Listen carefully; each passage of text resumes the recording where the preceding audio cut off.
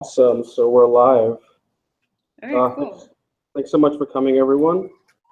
This is the sixth or seventh homeschool talk of 2017.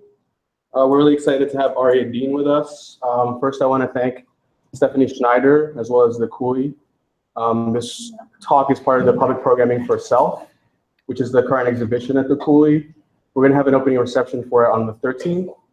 Homeschool has a mini retrospective in this show, so go check it out. It's really cool. The other work is really cool. Thank you, Tim. Yeah, of course. Thanks for the PSYCH building for physically hosting us. Today, Aria Dean is going to deliver her lecture, Notes on Black Accelerationism, and then take some questions if she's up for it. I'm going to read her bio if it loads. While you do that, I'm going to try to lower these lights a little bit more. I think they're a little bright. So Aria Dean is an artist, writer, and curator based in LA. She currently holds the position of assistant curator of net art and digital culture at Rhizome. For those who don't know, Rhizome is anthology, publication, curatorial platform. Yeah, it's better. Aria's writing has been featured in Art Forum, Art in America, The New Inquiry, Real Life Magazine, Topical Cream Magazine, Moose Magazine, Cora Magazine, and Extra Contemporary Art Quarterly. She's exhibited at Arcadia Mesa in London, the Knockdown Center in New York, and Chateau in LA, among other venues. She's spoken at the New Museum, UCLA, the New School, and Machine Project. She also co-directs Los Angeles Project Space as it stands LA. Awesome. So take it away, Aria. Thanks so much for doing this. Cool. Thanks for having me. Yeah, thank you for asking me to do this, and thank you to Reed College for physically hosting. I wish I could be there in person, but I'm in LA. Yeah, so can you guys hear me? Yeah. Okay, great. I can raise your volume. Just let me know if there's any weird volume stuff, just like signal or something. Yeah, so this lecture type thing is called Notes on Black Accelerationism. It's kind of, well, basically what I'm going to do is talk about and read some bits of an essay that I wrote, or I've been writing for a while, and I kind of just finished yesterday, that will be published on eFlux next month. But I'm going to this is part of me figuring out what needs to be changed in it. But yeah, I'm going to talk about that and do more reading than I usually do in a lecture, but we'll see how that goes. But this idea of Black Accelerationism sort of came out of a joke between myself and the Australian artist Humishi Farah. We kind of we were doing this show together in London, and in the year leading up to it, in Facebook chats, we'd often joke about this idea of Black Accelerationism. And I think it kind of was just a funny word at first, but also I think we were trying to articulate certain aesthetic and philosophical trends we were seeing in Black cultural production that didn't really fit into Afrofuturism or some sort of tried and true Black radicalism, but had a sort of maybe more nihilistic edge to it, and seemed to resonate with certain threads of thought that are found in accelerationism. So yeah, so I think it kind of comes out of that, and out of this interest, and in general, in the last few years, I've read a lot of accelerationist stuff and been taken with some of it, been not taken with a lot of it, but overall kind of recognized that there was this overlap in certain concerns with a longer tradition of Black radical thought. So yeah, and in some ways it's sort of a historical project, I think, where I kind of have found myself well, I guess let me backtrack. Are we all familiar with accelerationism as a school of thought or thread of thinking? Okay, so that's probably better to go back and talk about. So, okay, so accelerationism sort of gets a rap for basically being a series of strands of thinking and groups of thinkers who overall claim that the only way through the only like reasonable strategy towards ending global capitalism is to burrow further in. And so like the only way out of capitalism is through. And a lot of this is based in, it's like retroactively they've claimed a number of thinkers as accelerationist, like sort of beginning with Marx and like kind of navigating through the 20th century. But basically, yeah, like they say that like the only way to end capitalism is to accelerate it and accelerate its, quote, uprooting, alienating, decoding, and abstractive tendencies. So I'll go back into like actually describing that in a lot better, but basically just, this is sort of this historical project that I've embarked on out of like, and sort of obsessive interest and sort of have been tracing like a lot of the like writing that people count as accelerationists has happened on different blogs, and it's kind of scattered across the internet. And I kind of got really, especially after the British theorist Mark Fisher passed away last year, I got really into trying to like go back and trace on his blog and other people's blogs, like piecing together this debate. So a lot of it came out of that. But yeah, I'm gonna read some of it and then we'll see how that goes. Okay, so first of all, let it be said, this is not a theory of Black accelerationism. It is not a Black accelerationism that is a Black perspective on accelerationism, nor is it an accelerationist theory of Blackness. It is not a critique of accelerationism from the position of the Blackness or Black studies. These are notes on Black accelerationism. Binding Blackness and accelerationism to one another proposes that accelerationism always already exists in the territory of Blackness, whether it knows it or not, and conversely, that Blackness is always already accelerationist. It is my modest proposition that activating this Black accelerationism serves to articulate a necessary alternative to right and left accelerationism. At large, accelerationism and Black radical thought, primarily as it has been delivered through Afrofuturism and Afropessimism, share a number of concerns, namely the future or a lack thereof, a condition that we might also call the end of the world. The logic and tendencies of capital and a mano battle with humanism. However, accelerationism's articulation of such concerns is rife with absences, where its thinkers fail to see their own relationship to Black radical thought, and therefore continue to feel in the dark for answers. In these notes, I hope to elucidate some of these absences, the most important of which is the accelerationist account of capitalism's lack of attention to slavery's foundational role in modernity and capital as we know it. In other words, I would like to suggest that the only accelerationist theory in politics that can contend with right accelerationism is one grounded first and foremost in an understanding that, as Frank Wilderson writes, capital was kickstarted by the rape of the African continent. Again, these notes are not written in the service of debunking accelerationism on these grounds. Instead, the aim is to note this absence and to begin to fill in the gaps by pulling on threads already present in accelerationist writing itself, further illuminating them by drawing them together with the tradition of Black radical thinking that has already done decades worth of similar work.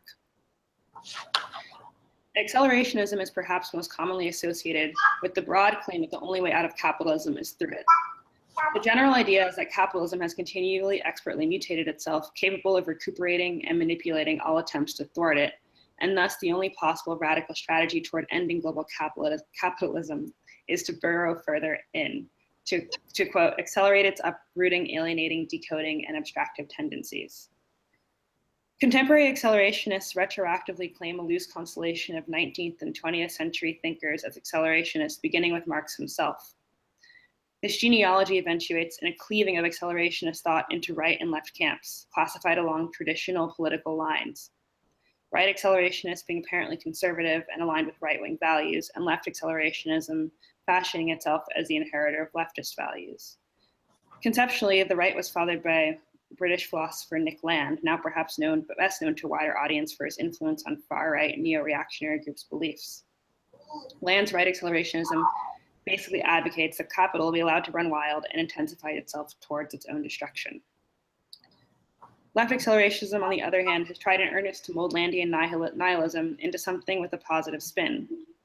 Nick Cernerchuk and Alex Williams argue in their manifesto for accelerationist politics that Land confuses speed with acceleration, missing an understanding of a quote, acceleration which is also navigational, an experimental process of discovery within a universal space of possibility. They argue that technology should be accelerated and that a post-capitalist future is possible through the appropriation of capitalist modes and structures toward another better end. Sernachek and Williams further illustrate what this looks like in their book Inventing the Future, which puts much stock in technological acceleration in the particular form of automation toward a post-work society and a newly transcendent post-identitarian anti-folk politics class consciousness. Land's hallucinatory, disturbing, but often seductive, useful, and insightful writing buzzes at a scale competitive with Capital's planetary reach. However, it has been soiled by Land and his compatriots' vile xenophobia and racism, among other things. On the other hand, well-meaning left accelerationism, for all its valiant efforts, remains waterlogged with what reads like a persistent sense of duty to grapple with identity politics, labor, and practicality. In addition, left accelerationism, by way of Sernachek and Williams, remains occupied with searching for a subject who can contend with the immeasurably vast and powerful forces of capital. They ask, who is this subject and how can we create it? So that's like kind of the lay of the land. It's also this thing where I feel like I've ended up doing this weird close reading of these things that I didn't really think I cared about, or I'm not really sure anyone cares about, but sort of picking apart these two threads of accelerationist thinking. And I think that like Sernachek and Williams now embrace the term accelerationism way less, and I think have recognized that maybe like it's like in terms of what their project is in Inventing the Future, which is a book worth reading. I think I'm not a huge fan of it, but I think like it's interesting if you're interested in this sort of thing. But I think like it's interesting. Basically, I'm interested in going back to prior to writing that book, what this debate between left and right accelerationism was, and sort of how left accelerationism was formulated before their sort of like more like anti-folk politics vision became like the main thing, like before they became the poster boys of left accelerationism. So I'll just keep reading. It's easiest to do that, and I think it makes no sense. Left accelerationism's focus on forging an accelerationist subject seems to be a reaction against what they identify as Land's callous and aggressive inhumanism. Land's account of capital's acceleration is also an account of inevitable human obsolescence, which troubles them. So in response to this, where Land's accelerationism proposes a schematic without a subject at its center, inside capital being the only agent, Sernachek and Williams follow with an attempt to reinsert the subject in a process that elides much of what makes their interest accelerationist in the first place. So left accelerationism's commitment to retaining a properly human, and in this case, recognizably proletarian subject at the center of their politics, instead of centering capital itself, reverse their program to something like an old school Marxist position. Thus they fail before they even get out of the gate. Now in 2017, despite subsequent attempts to take up and expand the accelerationist agenda, accelerationism is arguably left in shambles with a seemingly unresolvable conceptual fissure. On the right, Nick Land continues to loom large, racing gleefully toward destruction, waving an anti-humanist flag, and the left trudges more slowly behind, clutching an admirable politic, but one with a relationship to accelerationism that is tenuous at best. At the bottom of this gulf remains the question of the human. I think it's worthwhile to retrace this search for an accelerationist subject, as I was saying, and it's difficult to do because the chapters of the history are scattered across blogs and comment sections, and some of these blogs and comment sections no longer exist. And so this account has to be a lacking one in this regard. And the best I can do is map an impression of a nearly decade-old conversation that I cobbled together from a mixture of block quotes, still existing posts, and trips back in time through the Wayback Machine. Despite its fragmentation and nonlinearity, I think that still this can give us a solid idea of the debate. And I'll kind of just like go through this a little more. Like, I think that in this essay, I've written like 1,000 words in this like series of blog posts that maybe I can like get rid of some of that. But basically, Alex Williams, who's one of the authors of Inventing the Future, in 2008 published a post called Xenoeconomics and Capital Unbound on his blog Splintering Bone Ashes. And so this is October 2008, so it's right after the financial crash. Sort of in the midst of it, but like right after like the heavy moments. And so in this post, he's sort of pondering whether this financial crisis might be a hidden opportunity. And he writes, okay, so it's like a long block quote, but perhaps what this crash offers is a chink in the armor of late capital, a Bedouin event evading the usual in-situational structural determinations. In order for the potential this event offers to be fully exploited, we need a politics capable of fully evading even the kind of generic humanism that Bedou's politics proffers. For the impasse of the end of history can only be properly surmounted by a final nihilistic overcoming of humanism. In a sense, even Badiou fails this test, his minimal communist humanism not going far enough. What perhaps this might entail is rethinking of a revolutionary position built on the basis of rethinking the very notion of value itself. So this is a long quote, but what I'm interested in here is that he says, for the impasse of the end of history can only be properly surmounted by a final nihilistic overcoming of humanism. So then he goes on to describe how, he goes on to like endorse this idea of xenoeconomics, which would be an understanding of economics that understands capital as this vast inhuman form in a very like Landian sense. And as well as drawing on like some speculative realist approaches. But Alex Williams, embraces these theories of capital as a machinic force with little to no concern for humanity. And through this, he argues that we should be able to configure a totally new theory of value that, as he writes, thinks of capitalism outside of alienation. And for him, this will be a theory of value that's not predicated on what he calls this original suffering, the voodoo process of soul theft at the core of alienation of labor in the commodity form. But so more interesting than that is that then after that, he goes on to like turn directly to the question of the human again. And he basically says that in order to do this, in order to have this understanding of capitalism that goes beyond alienation, we also need to come up with some sort of new form of what he calls radically inhuman subjectivation. And he says this entails the retrieval of the communist project for a new man and liberation of the neoliberal quest for capitalism unbound from both the subterranean dependence on the state and skeletal humanist discursive a priori, which animates its ideological forms. So again, he sort of like we see him in 2008 edging up on this question that later plagues him and Cernacek: what kind of subject can possibly participate in the demise of capital as this like alien machine in this Landian sense? And it seems like he recognizes that some sort of regular humanism won't do it. Like as we said in the first part of the blog post, the impasse of the end of history can only be properly surmounted by a final nihilistic overcoming of humanism. But the question remains, how do you get from point A to point B from this like humanist idea of like a revolution to some sort of nihilistic overcoming of that without following Nick Land down this rabbit hole? So the next thing, Mark Fisher, who, if you haven't read Mark Fisher, I really highly recommend it. Reading him, I don't think I realized how influential reading capitalist realism was for me when I was in school, like for better or for worse. I just think he's like really fun to read and is was a cool guy, passed away. But anyway, so he responds and is sort of like a little bit skeptical of what Alex Williams is saying. And he questions the idea of he questions what he calls the problem of agency in Williams' picture. He notes that Williams' leftist spin on accelerationism differs from Landianism most glaringly in his treatment of agency. But he says that basically, if something could emerge from this late capital situation, what could it possibly be? What sort of subject, what group subject that isn't just a regular like worker identity could possibly emerge that could contend with capital and assist it on this like accelerationist path towards destruction?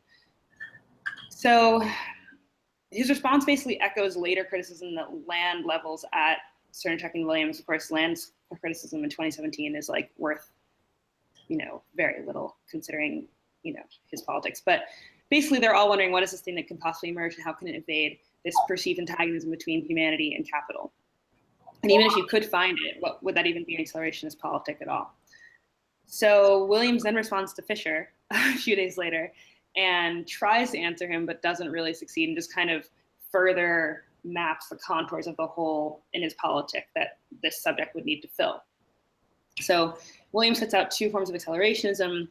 We don't have to get into all that, but he talks about weak accelerationism and strong accelerationism, and basically goes into talking about strong accelerationism as so basically says weak accelerationism is something that would serve to invigorate like a leftist politic that doesn't seek to ameliorate like the issues of identity and class antagonism that plague contemporary society. But on the other hand, strong accelerationism maintains that acceleration doesn't open Pandora's box in order for some sort of communist revolution to come along, but rather it might instead be the process necessary to erase the human altogether, to actualize something close to the dissolution of subjectivity. So basically, he's leaving us with this question still. What kind of subject would that be? That strong accelerationism aims towards some sort of erasing of the human, but then what kind of subject is left in the ruins of that? Fisher writes back very promptly and gently reiterates his concerns about jettisoning the necessarily totalizing inhumanness at the center of Land, and asks but what would it mean to configure this picture so that human agency plays a role? Would this make any sense at all? Basically, who, if anyone, is in the driver's seat, and who are the members of this, what he calls a party of inhuman negativity? So from all of this, we can say that in this sort of like theoretical game of ping pong, which I've really quickly explained, but from all this, we can say that Williams is looking for two things. One is a way of approaching capitalism that is rooted outside of alienation as a primary structuring relation, and the other is a new inhuman subject. And so what I want to pose is that this newness attributed to this subject, that it is this newness attributed to this subject that has impeded the left accelerationist project. The model for this radically inhuman subjectivation, and with it, this understanding of capital outside of alienation already exists. However, it can't be found in a communist subject or in past workers' movement. Instead, it lies in the Black non-subject understood in the context of history of capitalism that is nothing other than racial capitalism. So it's like glossing over a lot of stuff. But basically the idea that I'm trying to like get at is, well, okay, first, racial capitalism, to explain that a bit, if you're not familiar with the terminology, racial capitalism is a concept mostly attributed to Cedric Robinson, used to describe a historical, well, broadly people use it to describe a historical theoretical position that departs from understanding the development of capitalism and capital as separable from the question of race. So racial capitalism instead reads American capitalism, although also like the other side of the Atlantic Ocean is implicating this as well, but reads American capitalism as fundamentally undergirded specifically by black slave labor.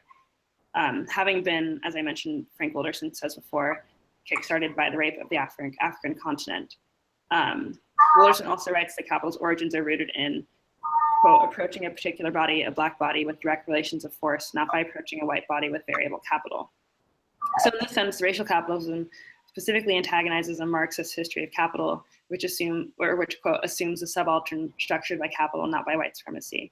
And these quotes that I'm sprinkling throughout are all from Frank Wilderson's Gramsci's Black Marx, Whether the Slave, which I think is, if you're interested in Marxism and its potential failings, it's a really good text. So yeah, but failing to see beyond exploitation, alienation, and wage labor as its own structuring elements, a strictly Marxist history of capital cannot incorporate or begin to approach the position of the slave in American civil society. Racial capitalism, as taken up by Wilderson, Spillers, Hartman, and others, proposes that there is an unthought position beyond the worker, that of the slave, that is crucial to the construction of American civil society and to the drama of value in the first place. And so any analysis of capital that doesn't begin here makes a fatal mistake. As such, accelerationism is already underwater with its staunchly Marxist underpinnings. While of course there's a particularity to the American instantiation of racial capitalism, a particular intimacy insofar as accelerationism, like Marxism, postures there is a particularity to the American instantiation of racial capitalism, a particular intimacy. And insofar as accelerationism, like Marxism, postures as universalizable, pressure must be applied to these concepts. As it has been shown, they begin to disintegrate as they approach the black body. However, acknowledging the inextricable relationship between slavery and capital and tracing a history of capitalism that hinges on it opens up onto some new territories for accelerationist thinking. And so first, beginning to think racial capitalism alongside accelerationism provides an account of capitalism and value that is, quote, as Williams wants to find, and it's an account of capitalism and value that is outside of and beyond alienation. And second, it lays the groundwork for understanding the not allegorical existence of the inhuman subject in the case of the black. It would be impossible for me to go into, or I feel like it should be said that like, obviously this is me attempting to map like a lot of different things in one fell swoop. And so it's kind of like, this is just me thinking through it in public in sense, like, and that will be what the form of the essay is. And I'm aware of the limitations and aware of the depth and breadth of the project that I'm like even suggesting could be embarked upon. But and specifically, it's impossible to like in this talk or in this essay probably, or also I haven't even like read all the things I would need to be able to do this, but to analyze the way that like these things all connect. But these are like my notes on what I think is possible when you put these things in dialogue with each other. But as noted previously, thinking racial capitalism provides a view of capitalism whose structuring antagonism is necessarily beyond alienation, laying the groundwork for a theory of value that performs what Williams hoped, avoiding what he called a predication upon this original suffering of alienation, the voodoo process of soul theft at the core of the alienation of labor in the commodity form. And so people like Wilderson begin to explore this, like I was saying in Gramsci's Black Marks, where he describes the exclusion of the slave from any transaction of value. For Wilderson, the slave has no symbolic currency or material labor power to exchange. Others, like David Marriott, explore value, capital accumulation, dispossession. There's a really fun essay by David Marriott on efflux. It's just like about the concept of bling bling and decadence in relationship to the Black body. It's a really fun piece. And all in all, while a cohesive theory of value might not exist among Black radical thinkers, there is a shared understanding that the situation of Black people under global anti-Blackness exists in excess of alienation. All of these thinkers work from an understanding that the importance of thinking slavery and capital together does not begin and end with understanding their implication in bringing about modernity on a large scale, or their influence on how Black individuals engage with capitalist structures like labor and consumer markets.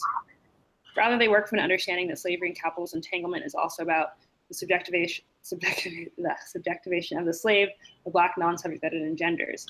Under racial capitalism, from the Middle Passage onward, the was African made Black is a miraculous paradox, human but not. She's an object subject, a labor commodity, both productive labor and value, a quantitative abstraction of exchange, the equivalent of 3/5 of a single unit of representational value.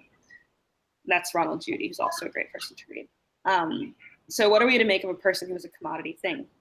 Of subjects who are not workers, whose labor is exploited and converted into capital, but who are capital themselves, bought and sold on a speculative market. We are flesh as value. In the afterlife of slavery, as Christina Sharp calls it, Black people may not literally be bought and sold, but the logic of racial capitalism persists through embedded white supremacist ideologies, a Hartman-esque ready for the taking. Meaning what for accelerationism? It would appear that the bodily situation of living capital exemplified by Black people during and following American slavery blurs the line set out by accelerationists, both left and right, between capital and its will and the human agents who are caught in its midst. This is of course not an immediately actionable politic, nor is it to say that the Black subject fits neatly into the escape pod Williams has set out in his blog posts.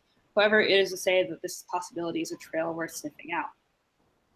Further, beyond these deceptively simple claims that there's an existing body of work by Black scholars that delves into the question of labor and value beyond alienation and in human subjects, implicating accelerationism with Black studies, more explicit and robust exploration of similar. Oh, sorry, I didn't finish writing that sentence. Anyway, Kodo Ashun once said that listening to Black American music, you get the sense that most African Americans owe nothing to the status of the human. He, as well as Mark Fisher, caught on to the specific resonance between Black American music and accelerationism, even if primarily through the aesthetics of Afrofuturism and through techno's cyborgian post-industrial obsession. We could say that at large, they understood that Black culture in the 20th century was drawn to the end of the world just as they and their CCRU comrade Nick Land were. So this is a modest, but at the same time, very ambitious mapping of a possibility. Ambitious in reach and modest in depth. I hope it doesn't appear irresponsible. My aim is less to write the theory and more to suggest that there is space for it and that it is worth articulating. Accelerationist debates have left a number of questions unanswered, and perhaps some people think they're better left alone.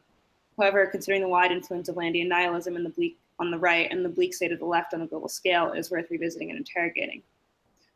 Black accelerationism, in my view, neither takes the side of an inherited image of the human against the universal history of capital and dreams of leaving this world, nor does it accept that the means of production are going for evolution of their own, which are sort of the two things that have been set out as like the options in accelerationist thought. Rather, it takes a long view of history wherein these positions are elided in the form of living capital, speculative value, and accumulated time stored in the bodies of Black, already inhuman non-subjects. In short, if Kamat's claim, which has been retroactively claimed by accelerationists, that there can be a revolution that is not for the human, then this revolution is for the Black. So this is sort of like this essay that I've been working on, and it's like really, obviously it really needs a lot of work now that I've read it out loud to people. But I think that it's like, it sort of is building on work that I've done in the past. Like I wrote this essay about memes that it's sort of about like a blurred on like ontology of the image that I think also to me reflects the way that Black individuals blur the sort of like ontological integrity of individual subjects. And I've been writing a lot of things that sort of have an interest in the way that Blackness destabilizes Western philosophical constructs as well as understandings of identity. And I did a talk on Busta Rhymes' suite of apocalyptic albums, and to me, I think that's the most related to this, where Busta Rhymes, I think a lot of people have read it as Afrofuturist because he imagery of himself as a cyborg and technology and things like that, but it's so obsessed with the end of the world, and it has this sort of horrific tone to it, and I think, to me, I think that reading it as Afrofuturist, we lose some things in that, and I think that joining these conversations around the end of the world and inhuman subjectivities through Black radical thought with this idea of accelerationism, it might not be a politically effective thing to do, but I think that it's a very interesting task to undertake and thought experiment of sorts. And yeah, it's just been something that's been kind of sticking in my head. And so, yeah, thanks for listening to me. That's it. I also, yeah, I don't know. I hope that wasn't really boring. Yeah.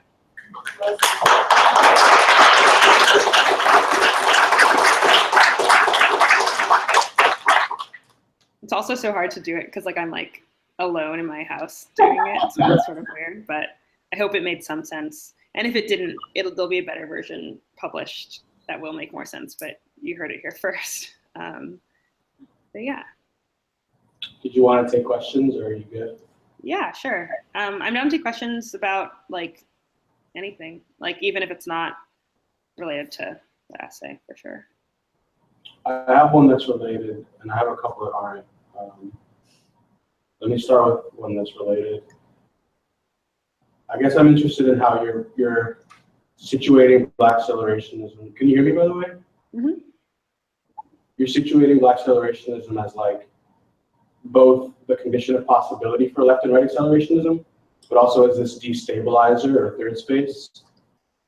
I'm kind of interested in how you're kind of navigating that texture, because on the one hand, it encompasses both positions.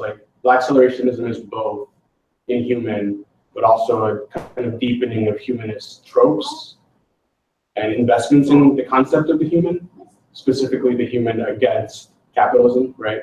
But then it's also this kind of horizon of inhuman subjectivity or whatever. So I'm wondering how that paradox plays into the formulation of that field of conversation. Yeah, I think that's really been the hardest, or I mean, the whole thing has been really hard I've been trying to write this for a long time and continually I shouldn't do it. This is just too difficult. But I think it is both. It is this paradoxical thing where it operates in both ways. And I think that in the process of writing it, I think I'm trying to weight it more towards thinking of the destabilization itself as the possibility, if that makes any sense, that.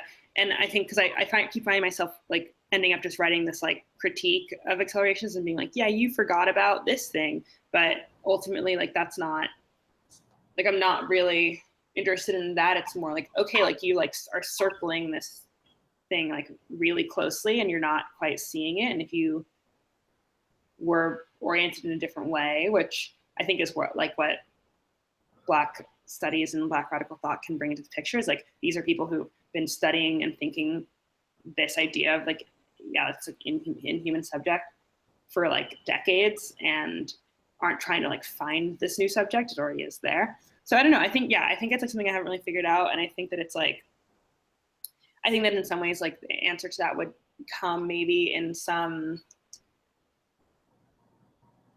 I don't know. I mean,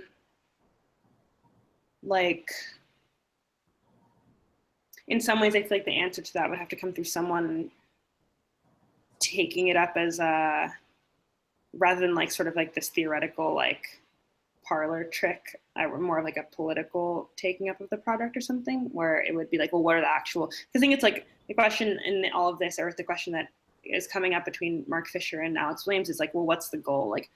what's the goal, and we need to know the goal in order to figure out like what the who the subject is that can bring us to that.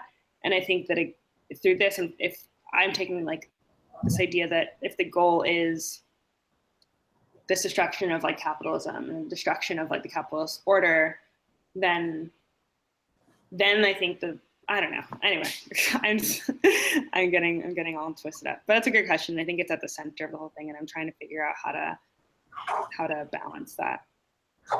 Yeah, I mean, the first thing that comes to my mind, because I feel like people have taken it in that way, but it's not necessarily politically useful. Like, there's that whole thing of like some people who say existence is resistance or something, or like these kind of ways of reimagining passivity as resistance, and in some senses that is a version of it, but it's not necessarily what you're grasping for, I guess. Like I think you're trying to imagine this much bigger field.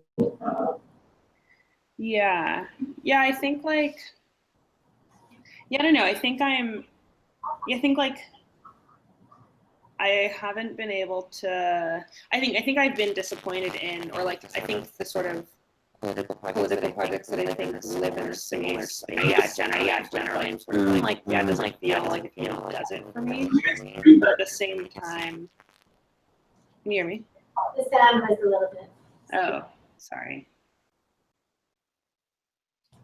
Yeah, I think you're good. Okay, sorry about that. Yeah, I don't know. I think that the political projects that I've seen that are connected to these ideas often feel like they fall short, or like I think just in terms of this question of like humanism, like, well, I think it has to do also with like how like it feels very in vogue right now to embrace this sort of like Afro-pessimist, but then extrapolate into this generally pessimist perspective of like, we're just going to end the world. Like, yeah. And it's just like, okay, that like is an interesting theoretical position to take up. But at the same time, like, and I'm like totally into that as a theoretical position, but what does that mean? Yeah, like, I think that's a question that comes up with acceleration. It's like, hey, you say end the world, but like, what is the world? And I think that also something maybe I need to add into this equation is like more of like a Sylvia Wynter type of like, or sort of like making clear the sort of, well, what is our understanding of the world that we're talking about in terms of ending?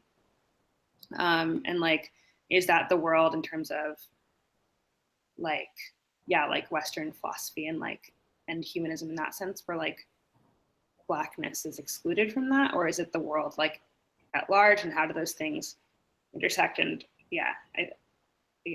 but I think passivity is an interesting idea. Or I think like, I guess I'm sort of interested in like parsing out ways that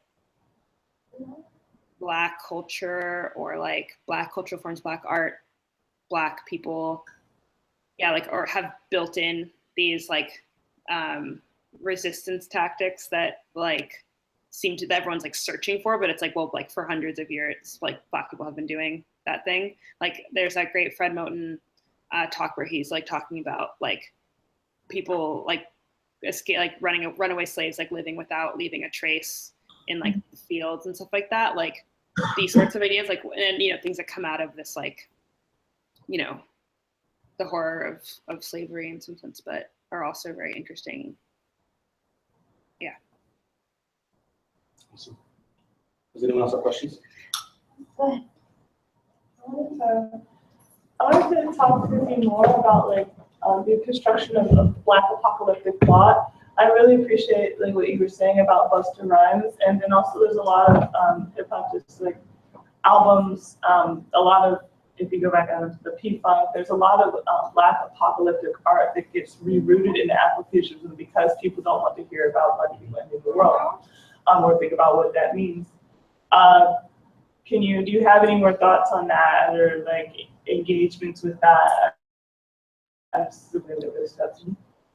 Yeah, I think like, I'm really interested in that, and I think it's something that I was doing. I did this whole Busta Rhymes thing, and that was like kind of the main like way that I was working through. But that like a lot of that was about like things like 5%ers and like different, like sort of using him as the center for like thinking through all these like different Black apocalyptic strands of thought. And I think it's really interesting. I think I'm really interested in, again, what you're saying with sort of like when like those cultural forms or that narrative pops up in Black cultural production, it kind of often, gets like recast in different ways, like to be sort of like, oh, like, yeah, it's just this thing. And even, with like Afrofuturism, I think like the sort of optimism attributed to it, or like the sort of like way that it's like Kodwo Shun had like in that quote I use where he says like Black Americans seem to feel like they owe little to the human. He talks about like Sun Ra, talking about how he's from another planet, these things, and he's like, yeah, but like it's not an allegory, like he's being really real. But in the sort of way people treat Afrofuturism, it gets cast as this like fun, like, funky thing. I don't know. I think one thing I would like to do more on that. I feel like that sort of comes out maybe like more in my art making also, because I feel like it's like, like I think like, sorry, there's like an airplane going by. There's like, like having that sort of like treatment of materials or like way of working that is interested in that sort of thing, and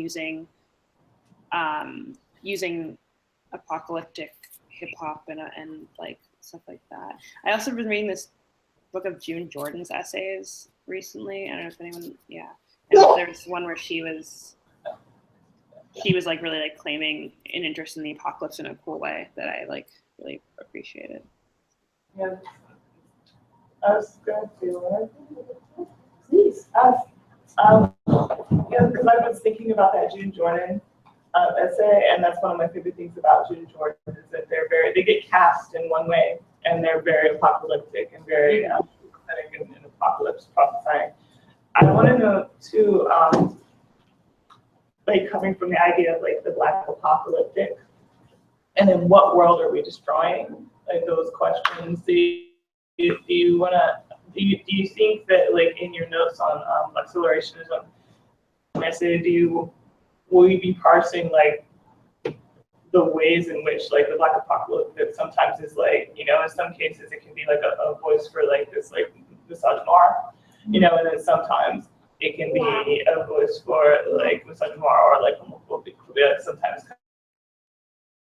Can you say it again? I couldn't hear you. Certain iterations of like the Black apocalyptic involve a lot of misogynoir, or like can be very homophobic, especially when they're in certain like musical genres, or even just like in just any like Black culture output. There's like that flowing through it. You could argue that like say like Jay-Z's anti-Semitism and like a lot of the anti-Semitism that gets embedded in that is a part of like this Black apocalypse. It's like which world? That question, like will you be kind of parsing that at all? Because for some person, like the apocalypse on one world is going to be like this one that is an apocalypse of like the humanist thought apocalypse, whereas for others it's like the apocalypse of women who talk back. So like it's right. Yeah. No, I think that's like, I think like when I was doing the Busta Rhymes thing, that really came up for me a lot, where it was just like, like the machismo and sort of like and with like 5%er stuff where it's like so like wildly misogynist in a lot of ways. I'm just like, what?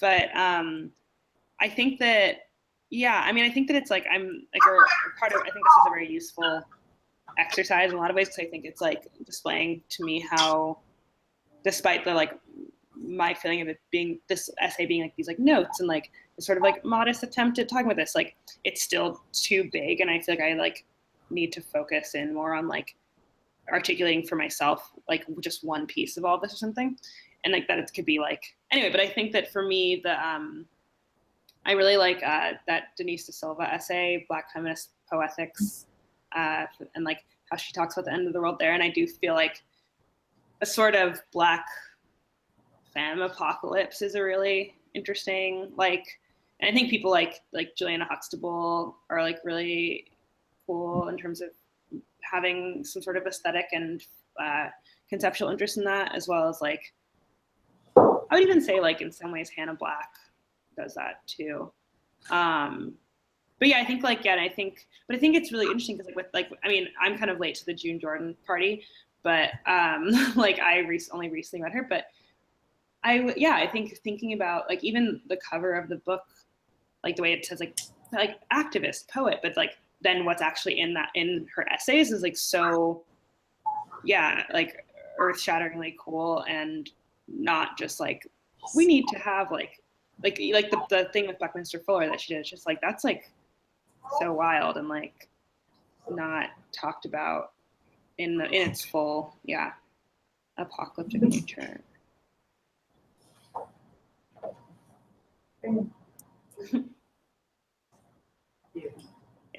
I can't see who's raising their hands, so anyone. Yeah. Got Yes? Stephanie? Okay.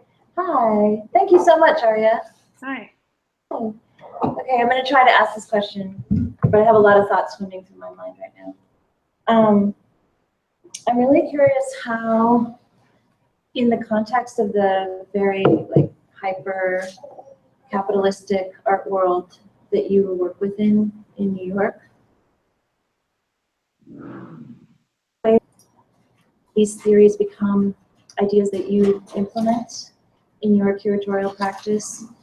You sort of just alluded to maybe ways that they find their way into your artistic practice. Mm-hmm.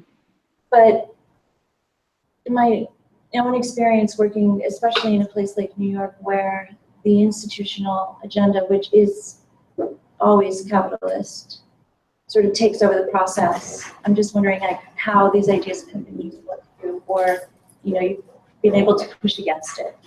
Yeah, it's hard. I think like it sort of for me is.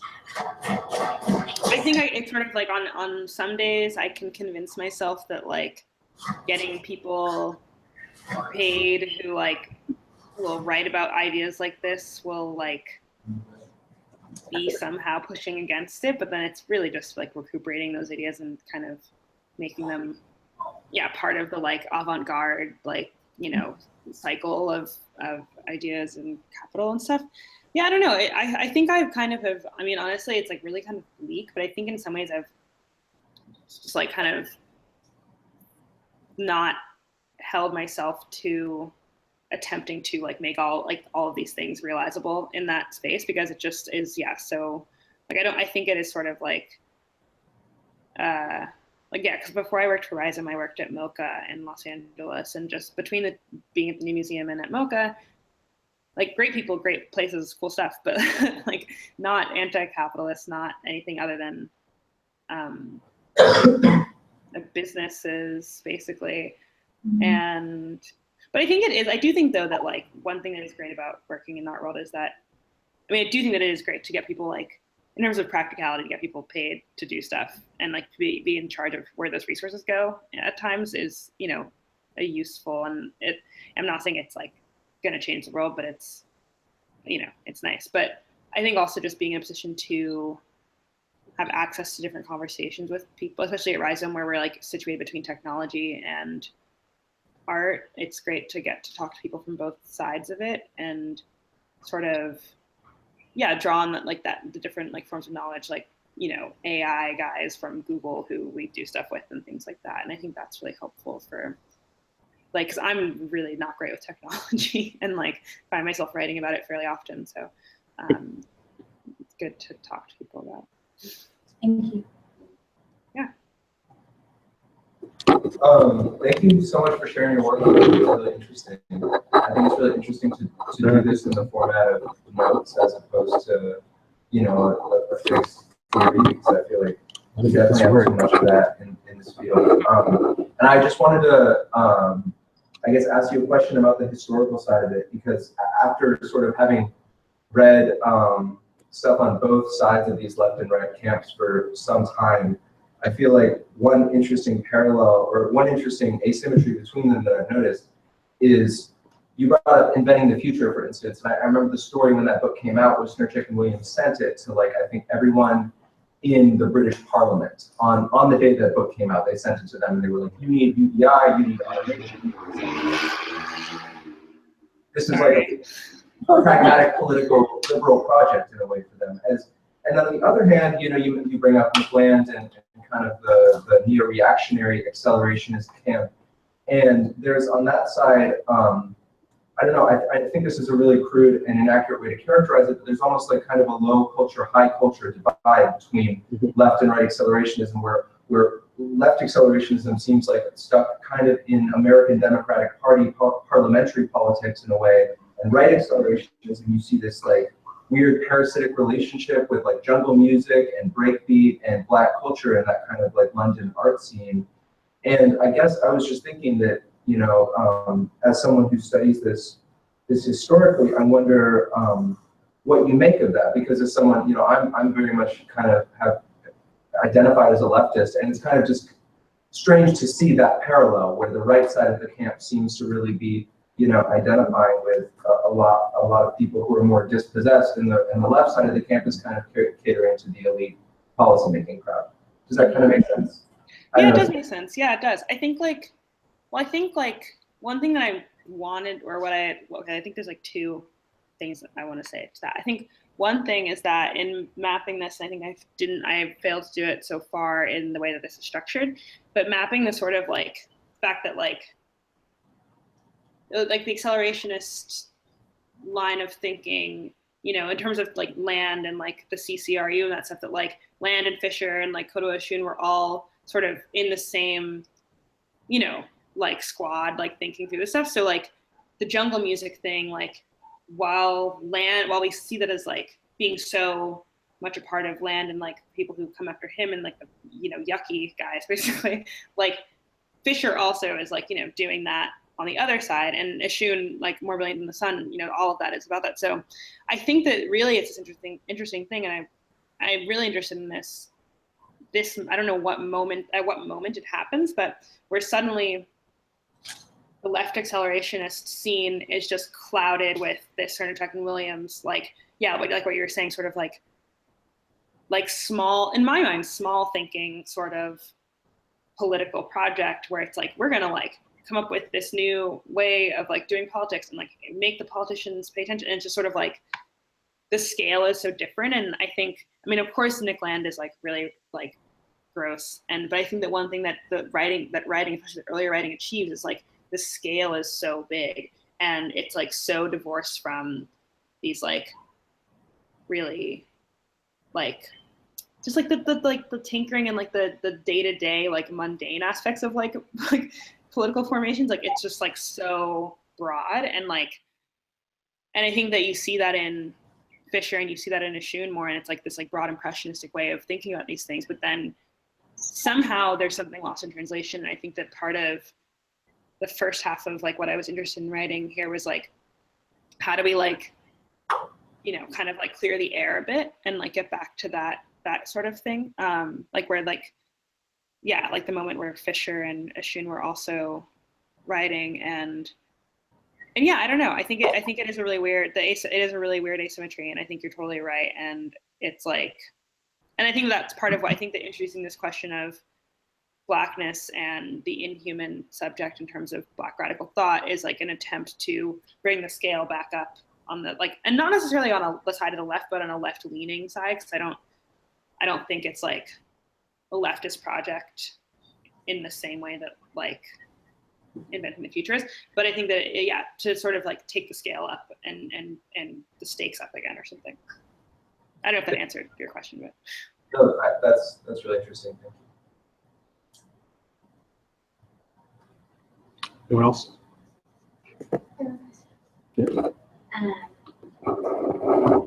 I had a conversation with my friend Korea a few months ago, probably. She was talking about kind of how, or she was talking a little bit about like the art market as this like space of hyperinflation and like rising profits that kind of like, that it's like this cartoonishly oversized capitalist place, and thinking about like trying to figure out ways to like wield the power, like point all that money or that extra value like towards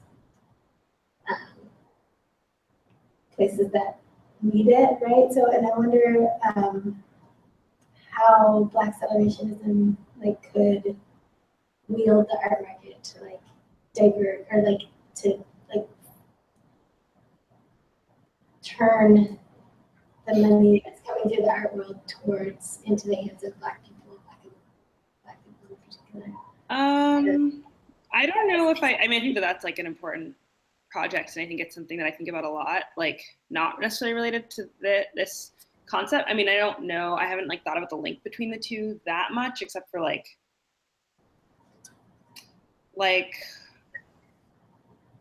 yeah, I mean, I guess I haven't thought about the relationship between a sort of general theory of value in this sense and like a practical reparations sort of project. But I think that that's just my own failing, that I haven't like really thought that through.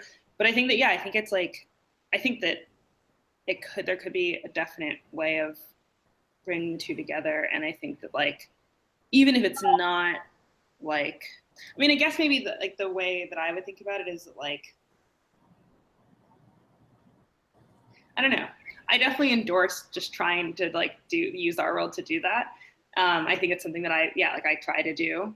And I think that like someone could, you know, the sort of like tweet version of the answer would be like, oh yeah, reparations are like Black accelerationists, because like, you know, like something like that. But it's like, I don't have the, I would have to think about it more. But yeah, I think like there's got to be, there's something there.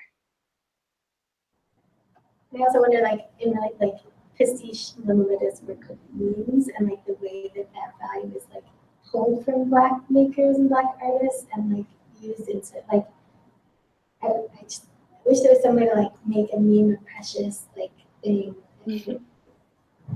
that like, I don't know. Just Yeah. build the art market in service of Black accelerationism and the kind of. Yeah. Well, I've been reading, and it's part of, I didn't get to talk about it here, but I was reading that book, Spectres of the Atlantic.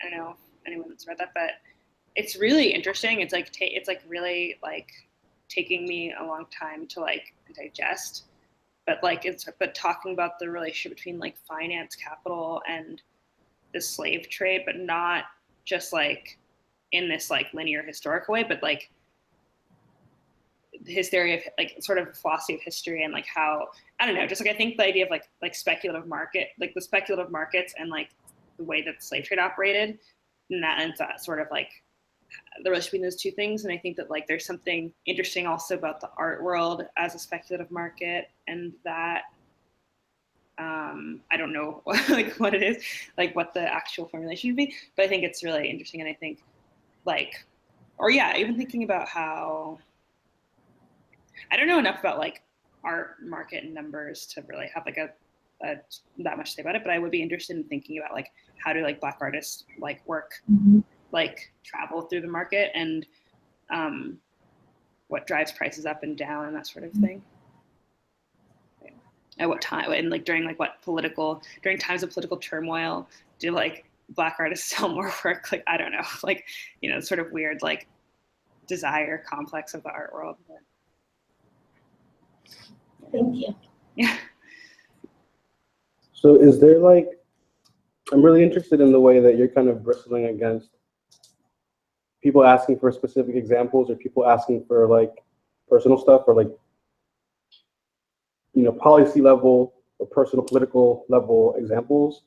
And I'm wondering if that's kind of an intentional choice, like grasping for this higher level theoretical as a way of, I guess, you know, questioning our investment in the mundane, or the way that like individual political gestures get so much play and they don't actually lead to anything. They're just kind of like, oh, you know, I exist, it's resistance, my self-care, me smoking all this weed, all the weed that I smoke, you know, so resistant.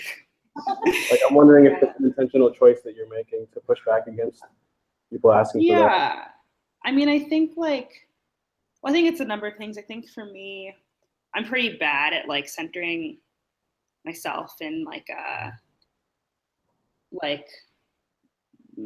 think it might be, I don't know if it's noticeable in like in the essays that I've written, but I never really like talk about myself like in anything, and even in my work as well. Like I'm really not, like I feel really weird about it. Not because I think there's something wrong with that, but I think it's sort of a thing where it's like, well, what do I can like think outwardly, but I don't know what I have to offer like from my own experience, which is really silly. It's like a weird like like psychological thing. But like I think that there is a way in which with this, I do think I sort of am, I think it's a thing where I've bristled against like the way that my attempts to theorize certain things have been taken as like, yeah, like resist, like with like the selfie article, like, oh, like calling out white women who take selfies because, and it's like, that's not what I was interested in. And with the meme thing, like calling out white people who post memes, like, no, like I was interested in the sort of, and maybe it's also, I'm learning how to be a better writer, you know, by not getting, like maybe I'm doing something that gets me caught up in that conversation or something. But I think I was sort of like, in some ways, yeah, it's a reaction against those things and how like what I've done has been consumed by some people. And so wanting to just kind of, it's like a passion project in some way. It's like, I'm just gonna like theorize like this bullshit for like, you know, 3,000 words. No, but I think also it is like, it is, I think I want it to, yeah, I'm like, I think I'm sort of, I mean, in the sense that like Land and the CCRU, other like people talk about their writing as like sort of theory fiction and sort of like allow it to be this unhinged kind of like just free flowing, like, I mean, really, like, you know, when you read Nick Land, he's just like talking out of his ass basically. And I feel like it's just like with this, I feel like I'm sort of allowing myself to go down that road a little bit rather than, because I think, yeah, because also like bringing in specific examples, I think I worry about it kind of getting them boiled down to a sort of, not that identity politics are bad, but I don't think that it is helpful to, because I'm trying to like articulate a blackness and like a, you know, subjection of a black subject beyond identity politics. And so to bring it down to sort of like, I think regardless of, you know, the sort of insider understanding of anti-blackness and identity politics, you know, and like racism being things we need to hold in like separate, you know, understandings in some way, regardless of like some people understanding that, I think like, you know, like I've seen people like mention that meme essay and they're like, you know, like memes of black and brown people. And it's like, no, of black people. Like, what do you like? So I think, yeah, it's sort of, I think I might be overthinking my audience or something like that in some ways, but it's just like a lot of that. Sorry, this is a long answer. No, that's super interesting. The reason I asked that too is I think there is like an expectation or something, or even a demand from Black people to do that kind of emotional vomit or something, or this kind of like demand for specific examples, not only in service of flattening them, in, you know, in service of making them about identity politics or about, you know, whatever issue is currently in vogue, but also the flattening serves to like defang it a little bit. So I like that, to push back against it, kind of brings it back to that larger conversation, or that conversation about political horizons. I mean, you're still going to get flattened, like you said. The essay that she's talking about is called "Closing the Loop," from March 2016, and it's really good. It's at The New Inquiry. Yeah, really good essay. But yeah, even if you don't give those examples up, you still get flattened. But I really appreciate pushing back like that as a way of, I guess, recentering the political horizon. Yeah, I think it's like, I think I'm kind of like interested in, I mean, speaking candidly, sort of like, you know, pushing the limits of the space that I've been allotted or something. And I think like, you know, we spoke at one point about this event that I did at the New Museum earlier in the summer, and like really realizing that in the art world, like the space that like I exist in has been like predetermined for me in some ways, and like the art world, for all its, you know, support or like visibility, whatever, that I've been afforded in certain ways, still like you know, rather than being someone who's theorizing something or critiquing something, like a lot of people read it as like calling someone out for something. And so kind of like exploring the idea of like just pushing back, you know, and being like, I'm gonna do this, and like I'm believing in the things I'm doing at the same time, but really trying to yeah, not like you're saying, like not sort of answer the question only on the level that I'm being expected to or allowed to or something. Mhm. So yeah. Totally. Any other questions? I would ask another if you have time, but also if you're short on time, you don't have to. I'm fine on time. Yeah, I'm good. I was just interested in if you have, at this point, explored, like, I guess, any international dimension to this, because I noticed that you talked a lot about the history of American capitalism and racial capitalism in America with slavery, but a huge trend in that research has been to think transnationally about the Atlantic as, you know, this space of exchange that facilitated all of these sort of complex international entanglements. And I guess the second part of the question is, I was thinking about Reza Negarestani as this figure who's been, you know, around accelerationism, around the CCRU, around this circle, and, you know, maybe he even is Nick Land at certain points, you know, maybe it's Nick Land right through him. We don't really know, but anyway, he locates accelerationist kernel of the present in what people, you know, label Islamism or Islamic fundamentalism, but radical Islamic political theory coming out of, in particular, Iran.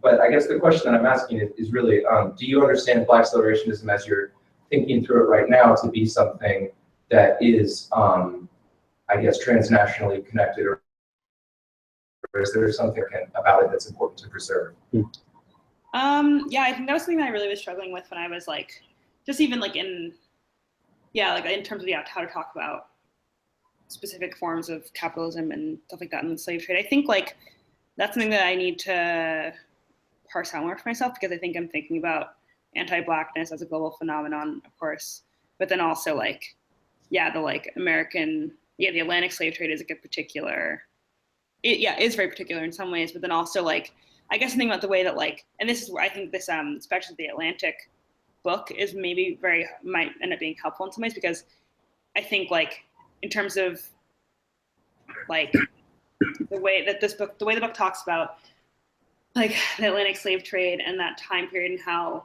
then like the logics of those mechanisms then kind of become like exploded and imprinted onto the world, like, you know, like later on. So that like in the age of financial capitalism, like the logics of like Black inhumanity and like anti-Blackness that are necessary to the slave trade, then like, I don't know. I mean, it's hard because yeah, it's like I don't want to be too like woo-woo theory, like not like with zero relationship to reality, but like, you know, sort of in terms of like exporting American capital. I don't know. Yeah, I think it's something I need to figure out, but I totally think it is a central question and one that I'm working on. But I think it is transnational, but it's a matter of figuring out, yeah, like how to talk about that and like which aspects and which levels are.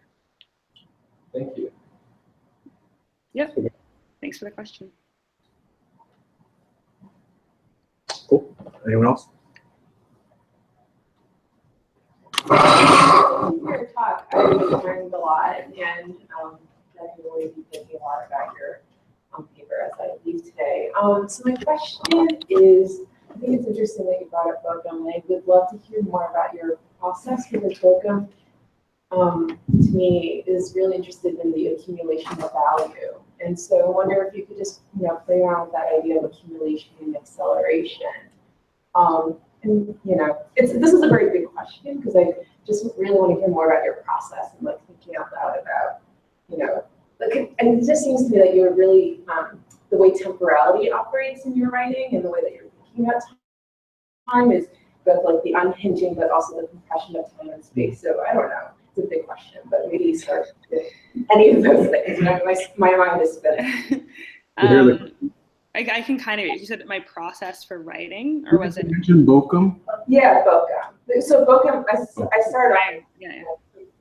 It's like in the book, at least from my understanding of it, is he's interested in like the accumulation of value of certain ideas from the 18th century, in a sense that we are still living in the long 18th century. Like, that's my sense of the argument. So it's interesting how temporality or time is experienced in the way that you're talking about throughout your notes. So I'm just interested in thinking about this kind of like, I don't know, this like fluctuation of time and space. Just history looks really different, time looks really different, space looks really different. So just, you know, yeah, how does it manifest on the page, or how does it, you know, look to you in your mind? I'm just really... Well, yeah, I think that I'm really interested. I think fundamentally I'm really interested in time overall, like in my work in curating and in writing. I think, yeah, like the Spectres of the Atlantic book, I think I'm like, yeah, I'm fascinated by the way he's treating time. And I think like, it sort of is, it's great reading something that like gives like some sort of really like dense theoretical version of some sort of like vibey thing that I was thinking or feeling in terms of like, maybe more in terms of artworks again also, but like, because I think most of my sort of readings in time, or like, yeah, non-linear, like metered time has been through like writing on Black music and like also, or just like Black artists who I've spoken to, or like professors who talked about, you know, sort of like the way that time operates for Black people being different from, you know, other people in terms of like, yeah, like relationship between like slavery and the present, you know, and sort of like that like Octavia Butler kindred type, like back and forth sort of, you know, you're like 1 foot in, 1 foot out of the past kind of way. But yeah, in terms of like my process or like the way that I think like, yeah, I think I have like a really like a cumulative process in some way where I like do like, for this essay, I think it was commissioned like, I don't know, at least 6 months ago. And I've been like, you know, marinating and like, oh, okay, like, I don't know. And it's kind of like accumulated a lot of information through like readings and like kind of obsessive searching online for like, you know, these old, like trying to find it like as many old blog posts as I can and things like that. And then I think it all kind of like, it sort of is like, yeah, this sort of like spill out the collage, like spill out all the like puzzle pieces on the page, and then I'm just kind of like piecing it together kind of or something. So I feel like it's like, I mean, they're definitely not saying I've read everything in the world or something like that, but like in terms of this particular essay and what I was trying to say with it. But yeah, I think like that idea of time is really central to most of the stuff I'm interested in writing about and like the work that I'm interested in making. I don't know if that answered your question, sorry. No, it's a really big question. There's also the, Can I ask one more question, actually? Yeah. Since you brought up Winter, I'm just kind of curious what your thoughts are. You brought Sylvia Winter, you brought her up earlier. Mm-hmm. You know, I haven't read as much Sylvia Winter as I would have liked to. Like I am like in the process of trying to read a lot more, and I've read a lot more on her than of her actually. But I think I like it. I think I like also that it's in some ways like we were talking about before with the sort of like personal political valences and like how big do you go. I think like I like how she kind of, from what I've read, like goes big, you know, and it doesn't feel as like she's not answering the call to like be like, this is my personal experience, like in a way that's like super endangers it, like in, you know, to reductive readings or something. But I think that like I've enjoyed what I've read of her, and I think that like if this is a project that in any sense I would pursue to write about further beyond like my like weird essay that I'm writing, she would be like very super important to read more of. there's also this aspect of your question that I was hoping you could speak more to. This person asked about, both in the context of this piece and in your practice overall, this kind of fluctuation or slippage between acceleration and accumulation. Oh, okay. Not only in the context of time and how your work deals with time, but just I guess in general, or why you work that way. If you want to speak to that at all. I don't know. I think it's like I hadn't really thought about it. Like in what sense? Like in terms of like in the essays that I've written, in part, or like I don't know. That's not my question. Oh, No, I just meant in terms of like the theory. So Oh, like, okay. the way that it's kind of like the way that you were reading your notes and the way theory operates in the notes. Right. It's really interesting to me. It's honestly something I hadn't really thought about that much. Sorry. It's sort of, You're good. sorry to be disappointing. No disappointment. Never disappoint us. Thank you so much. Anyone else? Looks like that's all the questions. Last call. Cool. Well, thank you so much, Aria. Cool, thanks for having me.